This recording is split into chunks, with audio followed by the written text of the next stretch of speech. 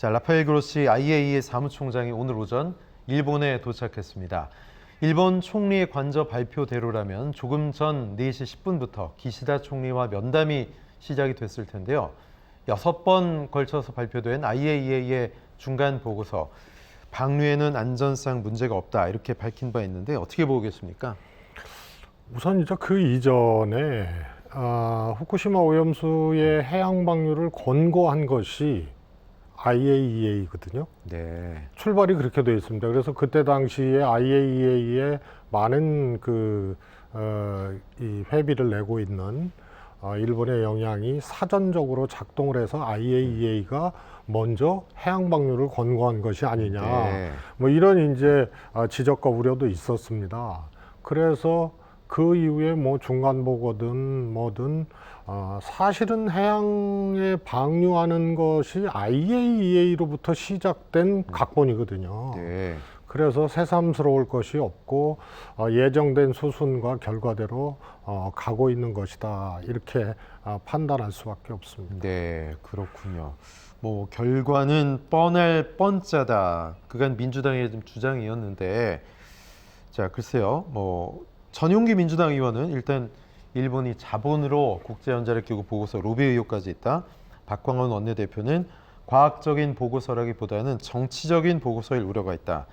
자, 국민의힘 측에서는 보고서가 나오기도 전부터 무조건 반대하고 있다. 무슨 궁예 관심법이라도 있겠냐 이렇게 얘기하고 있습니다. 자, 어떻게 보십니까? 일단 뭐 100만 유로로 IAEA에 로비를 했다 이런 의혹이 있습니다. 민들레 그리고 더 탐사가 제기한 내용인데 신빙성이 좀 있다고 보세요. 어떻게 보십니까? 뭐 보도도 됐고, 또 중국에서는 일본의 기여금, 특별 기여금에 대해서 해명하라는 공식적인 이제 네. 문제 제기도 있었거든요. 근데 그게 이제 사실이든 사실이 아니든 현재 단계로서는 뭐 확정적으로 이렇게 단정할 수는 없겠습니다만, 네. 아무튼 제보자가 일본 내부에서 제보자가 있었다. 그리고 그 내용이 좀 구체적으로 보도가 됐거든요. 그런데 지금 국민의힘에서는 어떻게 민주당이 보고서를 보지도 않고 뭐 궁예 관심법도 아니고 그렇게 반대를 하느냐, 이런 얘기를 하는데요.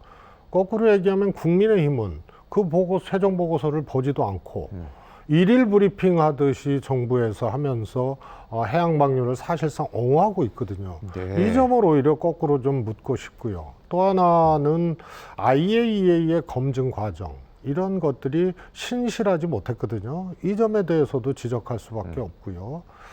그 다음에 뭐 구체적으로는 뭐 여러 가지가 있습니다. 이 처리 이전에 방사성 물질의 종류와 오염 수치, 그리고 처리 후에 똑같은 종류와 오염 수치, 이것을 비교를 해야 되는데 이 자료를 제공하지 않고 있고, 그래서 처리된 오염수만을 대상으로 하고 있고, 뭐 JTBC 같은 데 보도도 됐습니다만, 소위 말해서 그 처리된 오염수도 저장 탱크에서 교반, 휘젓지 않고 위에 있는 것만 뭐 채취를 했다, 이런 보도도 있었거든요. 그래서 전반적으로 이제 부실한 검증이었고 예정된 수순과 결과대로 네. 가고 있는 것이다, 이렇게 지적할 수밖에 없습니다. 네.